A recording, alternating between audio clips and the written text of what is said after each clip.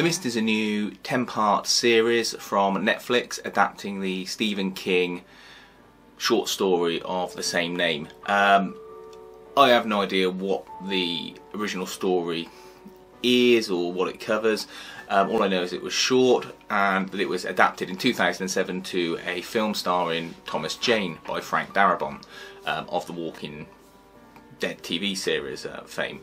Now, and Shawshank Redemption as well, obviously. The 2007 film was great, regardless of any special effects shortcomings that may be apparent now due to the progress of CGI. It was a tight film about people stuck in a mall, shopping centre, sorry, and the effects that being in close proximity with an impending threat had on them. The current 2017 adaptation is based around the same premise with obviously a few tweaks. The main tweaks being you've got a number of locations with different groups of people trapped at them, so because you've got extra time over the 10 episodes to explore different people interacting with each other at different locations. Otherwise it might get quite boring if they're all stuck at one place. And this is kind of where it falls down.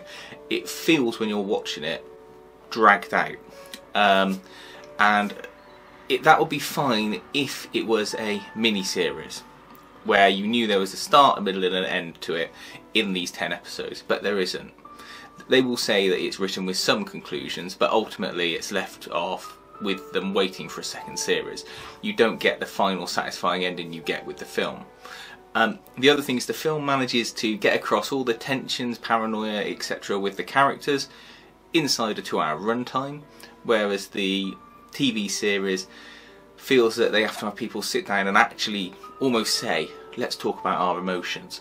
And as soon as that happens you think, oh, for crying out loud, you know, people shouldn't have to sit down and signpost that they're going to do that. It should come naturally as part of the show. Otherwise, most of the viewers will just take a big sigh like I and my wife did and go, oh, you know, for crying out loud, we've got to listen to this crap now for 10 episodes. The other thing they've got is they play with the rules of the Mist too much. In the film, you go in the Mist, you've got probably a 80% chance you'll get nobbled by a creature within seconds, minutes of being out there. In this, the Mist is a lot more loose, let's say, with timings and rules. Some people walk straight out and get killed immediately. Other people can wander around in it looking for cars, looking for buildings, and very little happens to them. That's one of the most frustrating things. When you're making horror or sci-fi films, you can have the premise be whatever you want, but as long as you've set rules, then the viewer knows what the rules are, and they can anticipate danger, warning, and you can play with how people act within those rules. But when you've got rules that are too loose and easy, people lose interest because they're not sure where they stand all the time, and unless it's done in a very clever way, it can get tedious and a bit boring. And that's the problem with this. Everything is done to drag it out to 10 episodes. It may have even been a better show if they shortened it down to 6 episodes or maybe even 8. It's just unsatisfying to watch. The acting all feels a little bit stilted.